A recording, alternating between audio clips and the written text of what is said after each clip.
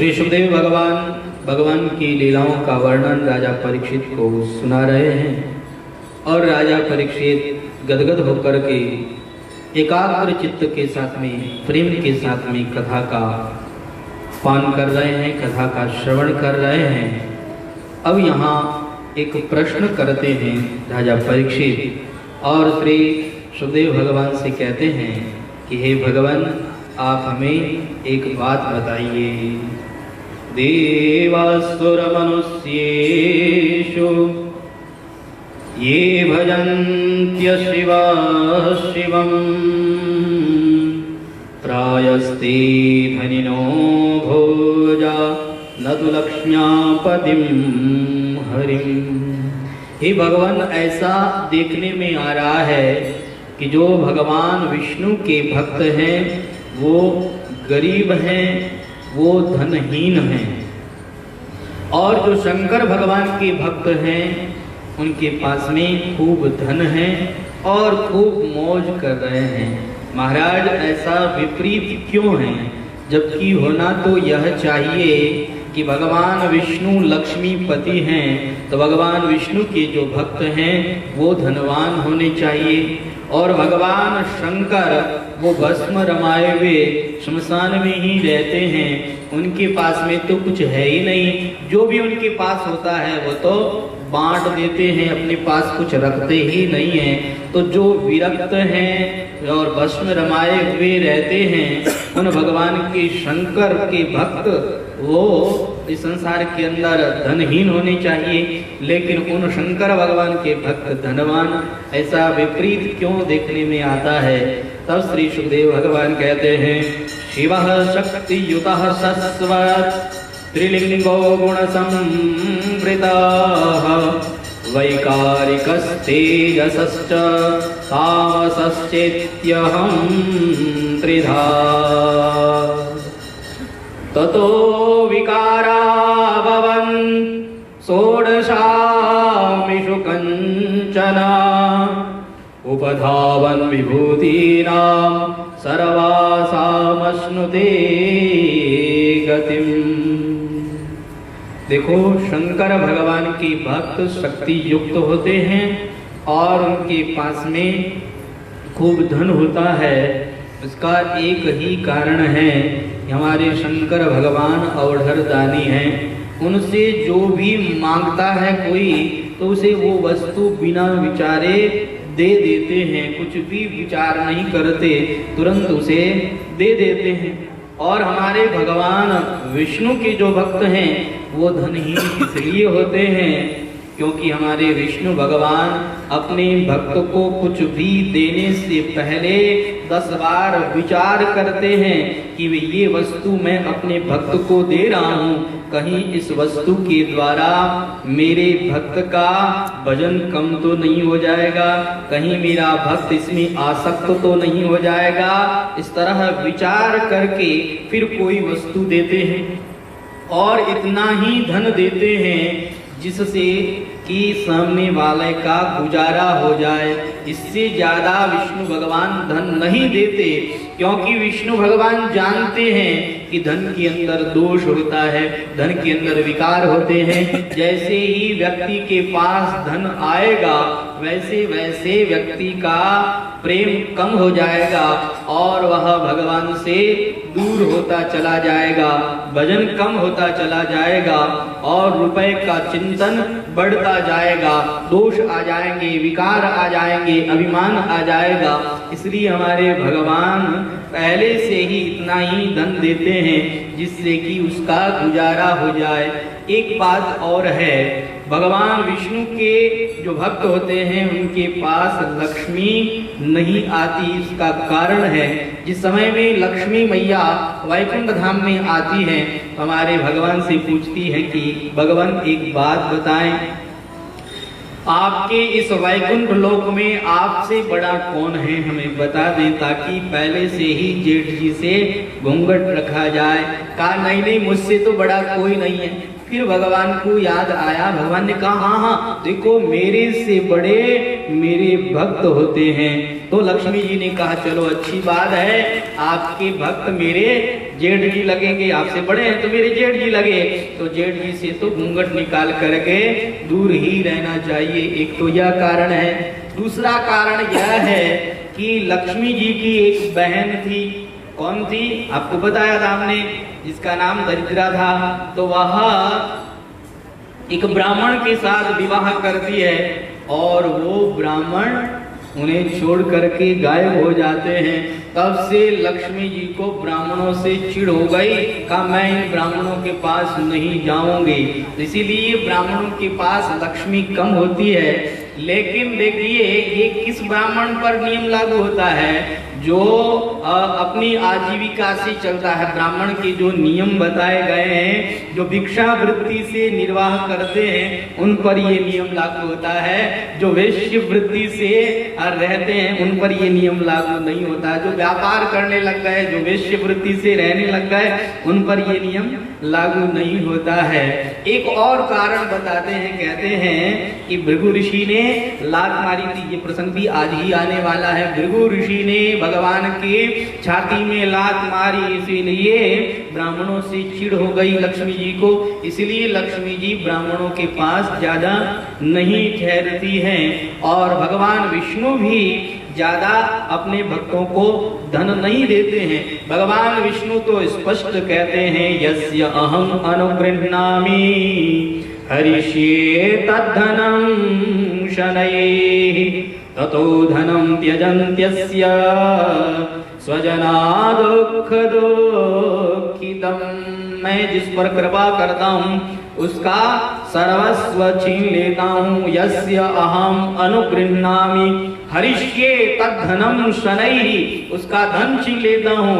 और धन छीनने के बाद में भी अगर भक्त मेरा भजन नहीं करता तो मैं उसको उसके परिवार से भी वंचित कर देता हूँ, परिवार वालों से भी लड़ाई करा देता हूँ, झगड़ा करा देता हूँ, ताकि वह परिवार वालों से भी दूर हो जाए। और ऐसा करने के बाद में भी अगर वह भजन नहीं करता तो मैं उस पर विपत्तियों का पहाड़ पटक देता हूँ, ताकि कम से कम विपत्ति में तो वो मुझे याद करेगा, दुख में तो मुझे याद करेगा। तो हमारे भगवान की यह प्रतिज्ञा है, भगवान का यह नियम है। भक्त को ज्यादा कुछ नहीं देते, परंतु हमारे शंकर भगवान तो कुछ भी नहीं सोचते। भक्त जो मांगता है उसे वही दे डालते हैं। अरे कभी कभी तो हमारे भगवान शंकर अपने ही द्वारा दिए गए वरदान से संकट में पड़ जाते हैं। एक बार की बात है कि वृकासुर नाम का दैत्य श्री नारद जी महाराज के पास में आया। नारद जी महाराज से कहने लगा, महाराज ऐसा कोई देव बताइए जो बहुत जल्दी प्रसन्न हो जाए। महाराज मेरे पास में हजारों वर्षों तक तपस्या करने का टाइम नहीं है, इसलिए ऐसा कोई देव बताओ जो बहुत जल्दी प्रसन्न हो जाए। कहा ऐसे तो भगवान शिव हैं, इसलिए भगवान शिव की तुम आराधना करो।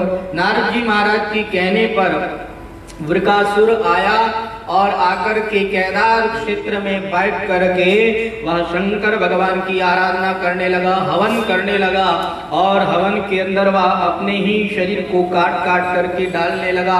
7 दिन बीत गए, ऐसा करते करते भगवान शंकर नहीं आए। तो उसने कहा अभी ये गला काट करके हवन के अंदर डाल देता हूँ। जैसे ही गले पर वार करने के लिए तलवार उठाई, भगवान शिव ने आकर के उसका हाथ पकड़ लिया। बोलिए शंकर भगवान की। शंकर भगवान के स्पर्श पाते ही उसका शरीर सर्वांग सुंदर हो गया। उसने जो अपने अंग काटे थे वो अंग वापस आ गए और वह अपने आप को देख करके बड़ा प्रसन्न हुआ। शंकर भगवान के श्री चरणों में नमन करके प्रणाम करके कहने लगा, महाराज मुझे वरदान दीजिए। कहा तुझे क्या चाहिए? मांग वरम ब्रूहि। कहा महाराज फिलहाल मुझे तो यह वरदान दे दो कि मैं जिसके सर पे हाथ रखूं वही भस्म हो जाए। भगवान शंकर ने कहा तथास्तु। अब जैसे ही भगवान शंकर ने तथास्तु कहा तो इसके मन में तो बेईमानी आ गई। इसने कहा पहले शंकर भगवान के सर पे ही अपना ये हाथ रखता हूँ, शंकर अगर भस्म हो जाएगा तो ये गौरी मेरी हो जाएगी, क्योंकि गौरी इतनी सुंदर और यहाँ शमशान में रहती है, यहाँ इसका स्थान थोड़ी है। मैं अपने महलों में रखूंगा, इसे रानी बना करके रखूंगा, इसे सुंदर सुंदर वस्त्राभूषण पहना करके रखूंगा। इसलिए मैं शंकर पर ही हाथ रखता हूँ। अब वह शंकर भगवान के सर पे हाथ रखने लगा। भगवान ने कहा, अरे ये क्या करता है? कहा, महाराज मैं परीक्षा कर रहा हूँ, देख रहा हूँ कि आपका वरदान सच्चा है कि नहीं। कहा, तुझे विश्वास नहीं है मेरे पर? बिल्कुल मेरा वरदान सच्चा है। तो कहा, सच्चा है तो फिर आपके ऊपर ही रखूंगा। अब शंकर भगवान आगे आगे पीछे पीछे भागते भागते शंकर भगवान जहां जहां गए वहां वहां वह पीछे आ गया। प्रत्येक लोक में गए हैं शंकर भगवान, कहीं पर भी उससे पीछा नहीं छुड़ा पाए। अंत में शंकर भगवान वैकुंठ लोक में पहुंचे हैं, भगवान नारायण के पास में। और नारायण भगवान ने जैसे ही शंकर भगवान को आते देखा, कहा, आज तो शंकर भगवान दौड़े दौड़े आ रहे हैं, इसका मतलब इन्हें कोई संकट आ गया है। संकट को दूर करने के लिए भगवान विष्णु ने एक वटुक का रूप बनाया और वहां शंकर भगवान के पास में आकर के शंकर भगवान को प्रणाम करने लगे। अब शंकर भगवान को तो अपनी जान की पड़ी है। उसने कहा, हाँ हाँ भाई, हाँ हम आपका स्वागत करते हैं, सम्मान करते हैं, हाँ आपका हम सम्मान स्वीकार करते हैं। ऐसा कह करके भगवान शंकर तो आगे बढ़े, दौड़ते जा रहे हैं, दौड़ते जा रहे हैं। अब इधर ये वृकासुर पीछे पीछे भाग रहा है। भगवान विष्णु छोटे से वटुक का रूप बनाए हुए उसके सामने आकर के खड़े हो गए। अरे वृकासुर जी, आप इतना जल्दी जल्दी कहाँ दौड़े जा रहे हैं? देखिए आप हाँफने लगे हैं, आपका शरीर पसीने से लथपथ हो गया है। देखिए शरीर को इतना कष्ट नहीं देना चाहिए, जरा ठहर जाइए, जरा विश्राम कर लीजिए। देखिए मेरी बात मानिए तो सही, मेरी बात सुनिए तो सही। भगवान ने इतने प्रेम से उसे पुकारा, ऐसे उसे मंत्र मुग्ध कर दिया कि वह भगवान की ओर देख करके कहता है कि बालक, मेरे को तेरे से बातचीत करने का समय नहीं है, मुझे तो इस तरह विक्षेप मत कर। देख मैं शंकर के पीछे भाग रहा हूँ, वह शंकर मुझे वरदान देख करके भाग रहा है, मैं उसे भस्म कर देना चाहता हूँ और गौरी को मैं ले लेना चाहता हूँ, इसलिए मैं उसके पीछे पीछे भाग रहा हूँ। अरे भैया, इस शंकर पर तुमने विश्वास कर लिया। किस शंकर पर विश्वास किया तुमने? जो शंकर मुंडों की माला पहनने वाला, अरे जो शमशान में रहने वाला, उस शंकर पर विश्वास कर लिया। हाँ मैं ये मानता हूँ कि शंकर में शक्ति थी, लेकिन भैया शक्ति पहले थी। अरे जब से दक्ष प्रजापति ने श्राप दिया है तब से तो वो शक्तिहीन हो गया है, उसके पास में कुछ नहीं बचा है। अरे वो ऐसे ही झूठा वरदान देता रहता है। देखो जो वरदान तुम्हें दिया है सर पे हाथ रखने वाला, वह वरदान मुझे भी दिया था। देखो मैं अपने सर पे हाथ रखता हूँ, मुझे तो कुछ नहीं होता। अरे मेरे हथेली के बाल ही उखड़ गए। हाँ, कहाँ शंकर का ये वरदान सच्चा है? बिल्कुल झूठा वरदान है। मेरी बात पर विश्वास नहीं होता तो अपना हाथ अपने सर पे रख कर के देख लो। ऐसे भगवान ने उसे मंत्र मुग्ध कर दिया कि वह कहता है, सच कह रहे हो तुम? यही बात है? कहा, हाँ बिल्कुल मैं सच कह रहा हूँ। कहा, तो फिर एक बात बताओ, अगर वरदान में सत्यता नहीं है तो ये शंकर आगे आगे क्यों भागता है? कहा, इसके पीछे भी कारण है। अगर ये भागे नहीं तो लोग ये समझेंगे कि इसका तो वरदान सच्चा नहीं है। अरे अपने वरदान को सत्य साबित करने के लिए ये आगे आगे भागता है। तुम समझते नहीं हो, मेरी बात मानो, अपने सर पे हाथ रख कर के देख लो और देखो अपने सर पे हाथ तुम धीरे धीरे रखो। भैया तुम्हें जरा सा भी गर्म लगे ना तो हटा लेना, फिर मुझे दोष मत देना। भगवान विष्णु बड़े चालाकी से उस दैत्य को मारना चाहते हैं, कहते हैं गर्म लगे तो हटा लेना। अब ये थोड़ी कहा गया था कि पहले गर्म लगेगा फिर भस्म हो जाओगे, यह तो कहा नहीं गया था। वह धीरे धीरे अपने हाथ को नीचे करने लगा। भगवान विष्णु कहने लगे, गर्म लग रहा है? कहा, नहीं बिल्कुल नहीं लग रहा है। कहा, रख दो अपने सर पे, कुछ नहीं होने वाला। लेकिन भैया पहले से मैं तुम्हें कह देता हूँ, जरा सा भी गर्म लगे तो हटा लेना, मुझे दोष मत देना। कहा, नहीं नहीं बिल्कुल गर्म नहीं लग रहा। कहा, और नीचे करो, अब गर्म लग रहा है? कहा, नहीं गर्म नहीं लग रहा। कहा, रख दो अपने सर पे, कुछ नहीं होने वाला। लेकिन भैया पहले कहता हूँ थोड़ा सा भी गर्म लगे तो हटा लेना। कहा नहीं महाराज गर्म नहीं लग रहा। कहा रख दो अपने सर पे। जैसे ही उसने अपने सर पे हाथ रखा वहीं पर जल करके राख हो गया। वृकासुर भस्मासुर बन गया, क्योंकि भस्म हो गया इसलिए इसका नाम हो गया भस्मासुर। और अब हमारे भगवान शंकर एक पेड़ के पीछे छुप करके देख ही रहे थे। जैसे ही देखा कि यह दैत्य तो मारा गया, अब हमारे भगवान शंकर का श्वास में श्वास आया। भगवान को आकर के प्रणाम करके कहने लगे प्रभु बहुत बढ़िया कर दिया, जो इस दुष्ट को आपने मार दिया। महाराज मैं तो अपने ही वरदान से खुद ही संकट में पड़ गया था। महाराज क्या करें, हम तो भोले भाले ठहरे, हम तो भोले भंडारी ठहरे, सीधे साधे ठहरे। ये दुनिया वाले लोग बड़े चतुर हैं, बड़े चालाक हैं, ये तो हमें ठगने के लिए ही बैठे हैं, ये तो हमें ठग लेते हैं, हमें पता नहीं लग पाता है, हम संकट में पड़ जाते हैं। कहा कोई बात नहीं भोले बाबा, जब भी संकट में हो हमें याद कर लिया करो, हम आपकी रक्षा करेंगे, हम आपकी सहायता करेंगे। कहा प्रभु ठीक है, बस इसी तरह आप अपनी कृपा मुझ पर बनाए रखना। हमारे भगवान शिव तो ऐसे अवढ़र दानी हैं, बहुत जल्दी प्रसन्न होने वाले भगवान शिव ही हैं। इसीलिए हमारे भगवान शिव का एक नाम है आशुतोष। आशुतोष का मतलब क्या होता है? आशु शीघ्रम तुष्यति इति आशुतोष। जो बहुत जल्दी प्रसन्न हो जाए उन्हें आशुतोष कहते हैं। तो भगवान शिव ही बहुत जल्दी प्रसन्न होने वाले देव हैं। एक बार एक चोर चोरी करने के लिए गया, दिन भर घूमा, लेकिन उसे कहीं पर भी कोई चोरी करने के लिए सामान नहीं मिला। अंत में सायंकाल के समय में वह शंकर भगवान के शिवालय में पहुंचा। इधर उधर कुछ देखा, कुछ नहीं मिला। ऊपर देखा तो एक बहुत बड़ा घंटा लटक रहा था। कहा अरे ये घंटा ही अगर मैं बेच दूं तो इससे ही मुझे कुछ न कुछ मिल जाएगा, आज का पेट तो मेरा भर जाएगा। अब इसे उतारे कैसे, ये तो बहुत ऊंचा है।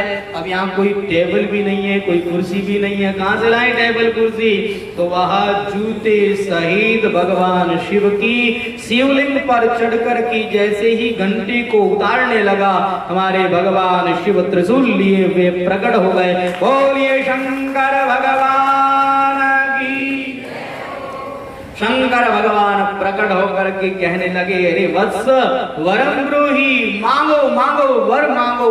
अब तो वो भगवान शिव को देख करके डर गया। महाराज महाराज मैं कोई आपका भक्त नहीं हूँ, महाराज मैं सच बता देता हूँ, मैं एक चोर हूँ, चोरी करने के लिए आया हूँ, महाराज मुझे माफ कर दीजिए, आज के बाद मैं कभी मंदिर में नहीं आऊंगा, कभी चोरी नहीं करूंगा।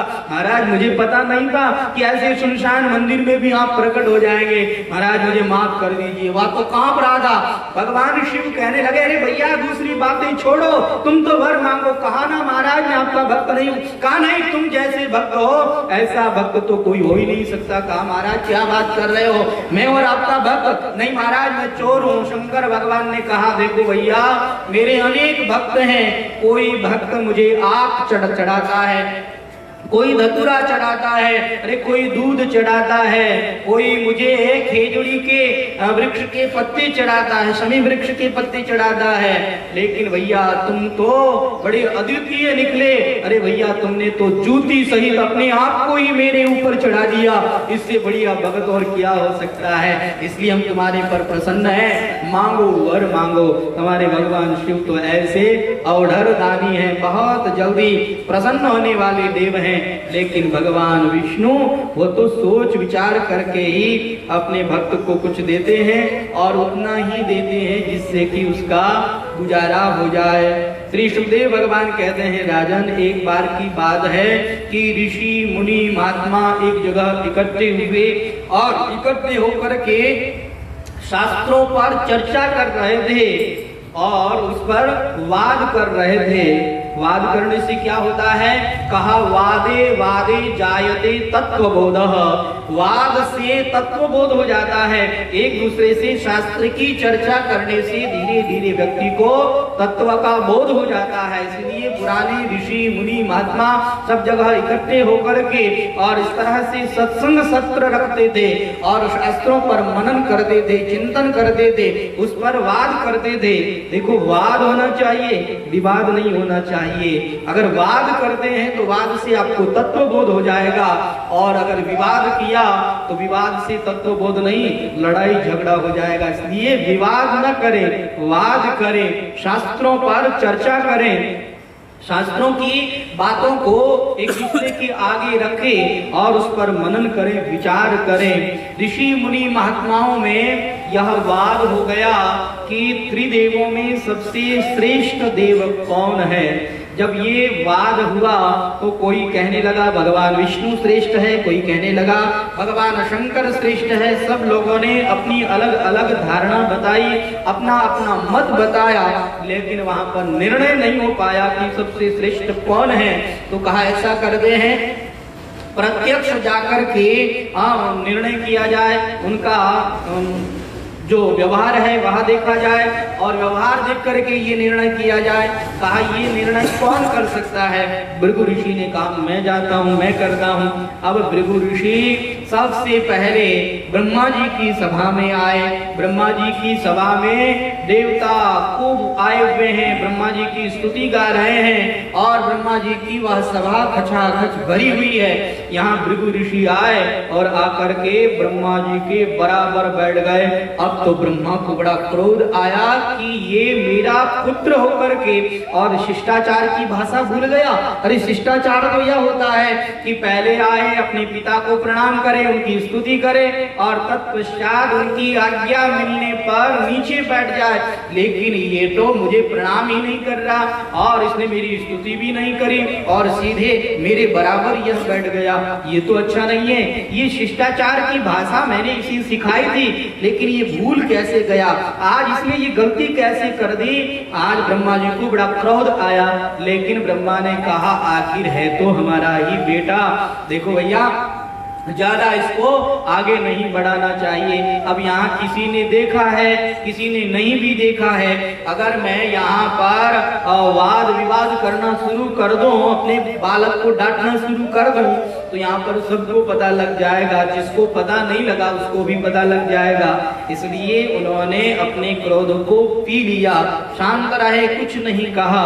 अब वहां से उठ करके भृगु ऋषि आगे बढ़े, ब्रह्मा जी के मनोगत भावों को उन्होंने जान लिया और अब सीधे कैलाश पर्वत पर भगवान शंकर के पास गए। शंकर भगवान ने जैसे ही भृगु ऋषि को देखा, दोनों भुजाएं फैलाई, आहा आइए आइए, आज तो हमारे भाई आए हैं, आओ हमारे गले लग जाओ। जैसे ही उन्होंने भुजाएं फैलाई, भृगु ऋषि कहने लगे दूर रहना, दूर, तुम्हारे और हम गले लगेंगे। अरे मुंडों की माला पहनते हो, भस्म रमाते हो, अरे जिस मुर्दे को जलाने के बाद में व्यक्ति को स्नान करना चाहिए, तुम उस मुर्दे की राख लगाते हो और अपने आप को तुम पवित्र मानते हो। नहीं, तुम्हारे अगर हमने हाथ लगाया हम अपवित्र हो जाएंगे। शंकर भगवान को बड़ा क्रोध आया कि देखो हमें और इस तरह से कह रहा है, हम तो इसे गले लगाना चाह रहे हैं और ये सर पे चढ़ा जा रहा है। उठाई त्रिशूल, मारने के लिए दौड़ पड़े, लेकिन पार्वती मैया दौड़ी दौड़ी आई, भगवान के चरण पकड़ लिए। प्रभु क्या करने जा रहे हैं, ये आपके भाई हैं और भाई पर इस तरह से वार नहीं किया जाता है। दूसरे में ये ऋषि हैं, नहीं नहीं, इन पर वार नहीं करना चाहिए। अपने क्रोध को जरा शांत कीजिए। पार्वती के पैर पकड़ने पर भगवान शिव माने, उनका क्रोध शांत हुआ। अब तो भृगु ऋषि वहां से सीधे वैकुंठ लोक में आए और वैकुंठ लोक में आकर के उन्होंने क्या देखा कि लक्ष्मी जी भगवान के चरण दबा रही है, भगवान शेष सैया पर सो रहे हैं और भृगु ऋषि आए, दौड़ते दौड़ते आकर के भगवान विष्णु की छाती में एक लात मार दी। अब तुरंत भगवान विष्णु उठ करके खड़े हो गए, उनके चरणों में गिर गए और उनके चरणों को दबाने लगे। हे भृगु ऋषि, लगता है आपके पाँव में चोट आ गई है। देखो आपने मेरे छाती पर लात मारी, मुझे कुछ नहीं हुआ, क्योंकि मैं राक्षसों को मार मार करके ये पत्थर की छाती वाला हो गया हूँ। अब पत्थर पर अगर कोई चोट मारे तो मारने वाले को ही चोट लगती है, तो आपको चोट लगी होगी। आप मुझे माफ करना, मैंने आपको कष्ट दे दिया। आप यहाँ पर आए, मैंने देखा नहीं, मेरा कर्तव्य बनता था कि मैं आपको स्वागत करूं, आपका सम्मान करूं, लेकिन मैं देख नहीं पाया, मुझे माफ करना। बार बार भगवान विष्णु इस तरह से माफी मांगने लगे। भृगु ऋषि भगवान विष्णु का ये व्यवहार देख करके आश्चर्यचकित हो गए और भगवान विष्णु की ऐसी सरलता देख करके गदगद हो गए। सारा शरीर रोमांचित हो गया, पुलकित हो गया उनका शरीर, वो कुछ बोल नहीं पाए और उनके नेत्र सजल हो गए। अब वो बिना बोले ही वहां से निकल गए और सीधे इस सभा में आए ऋषि मुनियों के आगे आकर के उन्होंने त्रिदेवों की बात बताई और अंत में यही निर्णय किया गया कि त्रिदेवों में से अगर श्रेष्ठ देव कोई है तो वो है भगवान विष्णु। बोलिए विष्णु भगवान की। भगवान विष्णु त्रिदेवों में सर्वश्रेष्ठ माने गए हैं। वैसे अगर देखा जाए तो ये जो त्रिदेव हैं, इन त्रिदेवों में कोई फर्क नहीं है। लीला के लिए इन्होंने अलग अलग रूप बनाया है, लेकिन तत्व की दृष्टि से देखो तो इनमें कोई भी फर्क नहीं है। भगवान विष्णु सत्व गुण प्रधान है, ब्रह्मा जी रजोगुण प्रधान है और भगवान शंकर तमोगुण प्रधान है। लीला के लिए इन्होंने अलग अलग रूप बनाया है। भगवान विष्णु पालन करते हैं, ब्रह्मा जी सृष्टि का सर्जन करते हैं और शंकर भगवान संहार करते हैं।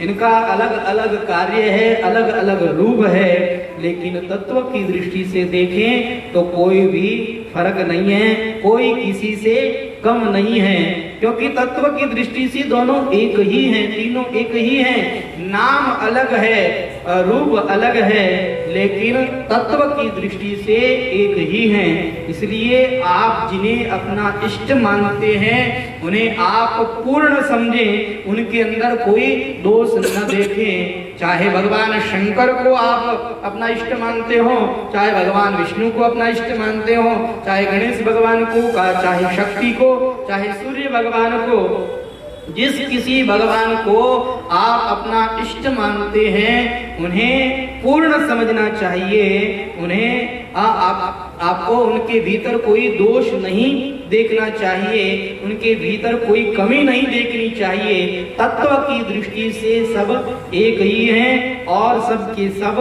पूर्ण ही हैं। श्री सुखदेव भगवान कहते हैं, राजन अब मैं आपको भगवान के लीला स्मरण की बात बताता हूँ। हमारे भगवान लीला स्मरण करने के लिए एक लीला रचते हैं।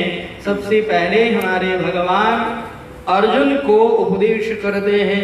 अर्जुन को थोड़ा सा अभिमान आ गया है कि मैं गांडीवधारी हूँ और मैं इस संसार के अंदर बलशाली हूँ, मैं धनुर्विद्या का ज्ञाता हूँ और मेरे सामने कोई भी टिक नहीं सकता है, मेरे सामने कोई भी ठहर नहीं सकता है।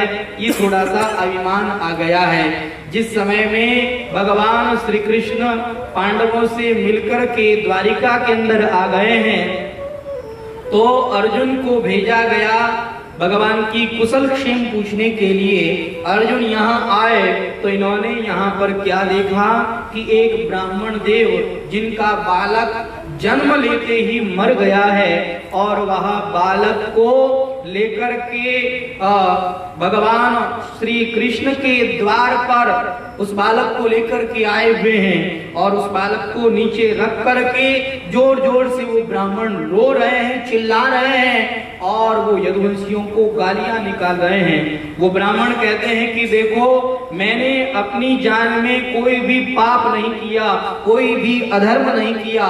जब मैंने कोई पाप नहीं किया, कोई अधर्म नहीं किया तो फिर मेरा पुत्र जन्म लेते ही क्यों मर गया? जन्म लेते ही मेरा पुत्र मर गया, ये तो पाप का फल है, मेरे पाप का फल तो है नहीं। और ऐसा शास्त्रों में आता है कि राजा अगर अन्यायी होता है, पापी होता है, तो राजा के पाप का फल भी प्रजा को भोगना पड़ता है। तो हमारे राजा वो पापी हैं, इस कारण मेरा ये पुत्र मर गया है। इसलिए वह ब्राह्मण जोर जोर से चिल्लाता है और कहता है कि ये यदुवंशी लोग, ये लोग अभिमानी हो गए हैं और ये लोग निर्दयी को सताते हैं, ये लोग निर्दयी हो गए हैं, निर्दोष को सताते हैं। और इस तरह से इनके जो राजा हैं वो राजा कुछ काम के नहीं है। भगवान को बहुत बुरा भला कहने लगे। भगवान तो चुपचाप सुन रहे हैं, परंतु अर्जुन को ये सब कुछ सहन नहीं होता। अर्जुन दौड़े दौड़े आते हैं, ब्राह्मण को हाथ जोड़ करके कहते हैं, हे ब्राह्मण देव, मैं आपसे क्षमा याचना चाहता हूँ, लेकिन आप इस तरह से द्वारिकाधीश को बुरा भला कहें, ये मैं सहन नहीं कर सकता हूँ। आपको क्या कष्ट है मुझे बताइए, मैं आपका कष्ट दूर करूंगा। कहा देखो ये मेरा बालक मर गया, इसे जीवित कर सकते हो क्या?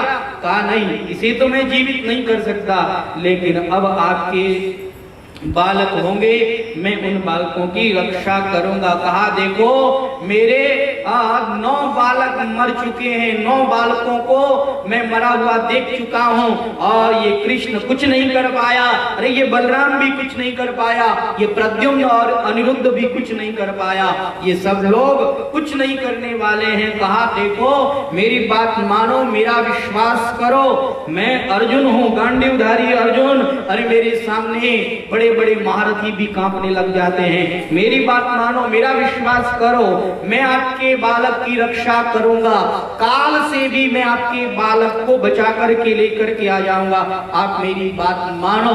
उन्होंने कहा अरे ऐसे कई योद्धा आते हैं, बड़ी बड़ी डींगी हाँकते हैं, लेकिन ऐसा कोई कर नहीं सकता है। कहा मेरा विश्वास करो, मैं तुम्हें करके दिखाऊंगा। कहा अगर तुम मेरे बालक की रक्षा न कर पाए तो, कहा अगर नहीं रक्षा कर पाया तो मैं अग्नि के अंदर प्रवेश कर जाऊंगा, मैं जल जाऊंगा, अग्नि में अपने प्राणों की बलि दे दूंगा। कहा अच्छी बात है, जब मेरी बालक होने वाला होगा तो मैं सूचना करूंगा। अब उसने जाकर के ब्राह्मणी को बताया। ब्राह्मणी बड़ी प्रसन्न हुई कि एक बालक की तो रक्षा होगी। ब्राह्मणी गर्भवती हुई, जब उसके बालक होने वाला था आकर के गांडीवधारी अर्जुन को सूचना दी गई। अब अर्जुन ब्राह्मण देवता के घर पर आए और चारों ओर उन्होंने कड़ी चौकसी लगाई, अपने बाणों के द्वारा उनके पूरे घर को आच्छादित कर दिया। उनके घर के अंदर वायु भी प्रवेश नहीं कर सकती, ऐसे उन्होंने बाणों से आच्छादित कर दिया पूरे घर को। और अर्जुन बाहर खड़े खड़े रक्षा के लिए खड़े हैं। और जैसे ही उस बालक का जन्म हुआ, आज तक तो जितने भी बालक जन्मे, जन्म लेते ही वो मर गए, लेकिन आज ये जो 10वां बालक इसने जन्म लिया, जन्म लेते ही यह मर गया और मरते ही इसका शरीर भी गायब हो गया। अब तो वो ब्राह्मण देवता बड़े कुपित हुए और कुपित होकर के सीधे भगवान श्री कृष्ण की सभा में पहुंच गए और यहाँ पहुंच करके वो बहुत बुरा भला कहने लगे और कहने लगे कि मैंने इस नपुंसक अर्जुन का कहना मान लिया, मैंने इस पर विश्वास कर लिया। अरे इस पर विश्वास करने के कारण आज मैं अपने बालक को देख भी नहीं पाया। ये बड़ी बड़ी डिंगे हाँकता था, मैं ये कर दूंगा, मैं ये कर दूंगा। अरे ये कहता था मैं लोक से परलोक से कहीं पर भी आपका बालक होगा लेकर के आ जाऊंगा। अरे ये यहाँ यहीं खड़ा था, कुछ नहीं कर पाया, मेरे बालक की ये रक्षा नहीं कर पाया। अब तो अर्जुन वहां नीचे सर किए हुए बैठे हैं। अर्जुन कहते हैं देखो विप्रदेव, मैं अभी जाता हूँ और जाकर के त्रिभुवन के अंदर कहीं पर भी आपका बालक होगा उसे लेकर के आऊंगा। अर्जुन वहां से चल पड़े। संयमपुरी गए, यमराज जी के पास में जाकर के पूछते हैं आपके पास में ब्राह्मण बालक है क्या? उन्होंने कहा नहीं हमारे पास नहीं है। इंद्र के पास में गए, उन्होंने मना कर दिया। ब्रह्मा के पास में गए, उन्होंने मना कर दिया। ब्रह्मा ने तो यहाँ तक कह दिया कि यह बालक जो गायब हुआ है, यह उत्पन्न हुआ है, ये मैं जानता हूँ, लेकिन यह कहाँ गया इसका लेखा जोखा तो मेरे पास में भी नहीं है। तब अर्जुन बड़े दुखी हो गए और दुखी होकर के अर्जुन आए, आकर के कहा कि अब मैं अग्नि में प्रवेश कर रहा हूं क्योंकि मैं अपनी प्रतिज्ञा को पूर्ण नहीं कर पाया। भगवान श्री कृष्ण आए, हाथ पकड़ लिया, अरे अर्जुन करते क्या हो, जरा मेरे से तो वार्तालाप कर लिया होता, जरा मुझसे तो कुछ कह दिया होता, क्यों मरना चाहते हो? कहा मैं इस ब्राह्मण के बालक की रक्षा नहीं कर पाया इसलिए मरना चाहता हूँ। कहा चलो मेरे साथ, मैं तुम्हें वह ब्राह्मण बालक दिलाता हूँ। आज एक ब्राह्मण बालक नहीं, इसके 10 ब्राह्मण बालक मरे हैं, 10 को मैं वापस लेकर के आऊंगा, चलो मेरे साथ। भगवान ने अपना दिव्य रथ तैयार किया, 4 घोड़े उसमें जोते, अर्जुन को साथ बिठाया, भगवान ने तीव्र गति से रथ को दौड़ाया और रथ चल रहा है, चलते चलते इस लोक को पार किया और फिर अतल वितल तलातल आदि लोकों को पार किया, सारे लोकों को पार किया। अब तो आगे अंधकार ही अंधकार आ गया। भगवान ने चक्र सुदर्शन छोड़ा, चक्र सुदर्शन अपनी तीव्र गति के द्वारा अंधकार को काटते जा रहे हैं और प्रकाश फैलाते जा रहे हैं। अब वो चक्र सुदर्शन इतना तीव्र गति से चल रहा है कि हमारी मन की गति भी उतनी तीव्र नहीं है जितना वह तीव्र चल रहा है। चलते चलते अब चारों ओर प्रकाश ही प्रकाश, और उस प्रकाश के अंदर उन्होंने क्या देखा कि भगवान विष्णु शेष शैया पर सो रहे हैं और वो भगवान विष्णु उनकी शेष शैया को देख करके भगवान श्री कृष्ण अर्जुन को उन्हें लेकर के गए और जाकर के उनको प्रणाम किया। अर्जुन ने भी उन्हें प्रणाम किया और उन्होंने कहा आइए आइए वासुदेव आइए, अर्जुन आइए, मैं आप ही का इंतजार कर रहा था और आप ही को मैं बुला रहा था, आप मेरे पास में मिलने के लिए ही नहीं आ रहे थे, मैंने इसीलिए ये लीला रची, ब्राह्मण के 10 बालकों को मैंने इसीलिए गायब किया, वो ब्राह्मण के बालक मेरे ही पास में हैं और उन ब्राह्मण बालकों को मैं दे दूंगा, बस केवल तुमसे मिलने के लिए ही मैंने ये सब लीला रची है। अब इन ब्राह्मण बालकों को लो और वापस जा सकते हो। नर नारायण भगवान आज इन बालकों को लेकर के यहाँ से चल पड़े हैं। श्री सूत जी महाराज ने जब यह कथा सुनाई तो शौनक आदि ऋषियों ने कहा महाराज ये कैसी लीला है, हम तो समझते हैं कि भगवान श्री कृष्ण ही पूर्ण अवतार है, उनके समान तो कोई है ही नहीं, उनसे बड़ा तो कोई है ही नहीं, फिर ये इनसे बड़े कैसे हो गए? कहा ये सब तो इन छलिया भगवान श्री कृष्ण का छल है, ये तो सब इनकी लीला मात्र है, ये कोई किसी से कम नहीं है। एक रूप से अर्जुन के साथ हैं तो दूसरे रूप से शेष शैया पर विराजमान है, इनके अलावा और कुछ भी नहीं है, केवल और केवल अर्जुन के अभिमान को तोड़ने के लिए यह लीला रची है। और आज इन ब्राह्मण बालकों को लाकर के उन ब्राह्मण देवता को दिया गया। ये ब्राह्मण देवता परम प्रसन्न हुए हैं और ब्राह्मण देवता ने खूब आशीर्वाद दिया है। अर्जुन भगवान के साथ यहाँ विराजमान हुए हैं और इस तरह से नर भगवान को हमारे नारायण भगवान ने यह शिक्षा दी है। अर्जुन क्या है? अर्जुन नर है और भगवान श्री कृष्ण क्या है? ये नारायण है। ये नर नारायण भगवान ही अवतार लेकर के आए हैं और आकर के यहाँ लीला करते हैं। वैसे हमारे नर नारायण भगवान हमेशा तप करते रहते हैं। तप क्यों करते हैं? इसलिए तप करते हैं कि इस संसार के अंदर कोई दुख संकट न आए, संसार के दुखों को संकटों को दूर करने के लिए, संसार में शांति बनी रहे, इसके लिए हमारे नर नारायण भगवान हमेशा तपस्या करते रहते हैं। उन्हीं के तपोबल के आधार पर यह पृथ्वी टिकी हुई है और उन्हीं के आधार पर इस संसार में कोई दुख संकट नहीं आता है। उन्हीं की कृपा से यह पृथ्वी इस समुद्र के ऊपर टिकी हुई है। तो नर नारायण भगवान सुंदर तपस्या करते हैं, हमेशा भगवान के नाम का सुमिरन करते रहते हैं। भगवान के नाम में वो ताकत है कि इस संसार भर में भगवान के नाम से शांति का वातावरण बन जाता है। इसलिए भगवान के नाम को सदा जपते रहना चाहिए। जो व्यक्ति भगवान के नाम का स्मरण करता है, उनके नाम का जप करता है, उसके घर में तो शांति होती ही है, लेकिन उसके नाम जप करने से पूरे विश्व के अंदर शांति का वातावरण बनता है। इसलिए भगवान का नाम सबको जपना चाहिए। अरे जिसके जीवन में भगवान के नाम का स्मरण नहीं है उसका जीवन बेकार है, उसका जीवन जीवन ही नहीं है। इसीलिए कहा है हरि नाम नहीं तो जीना क्या है।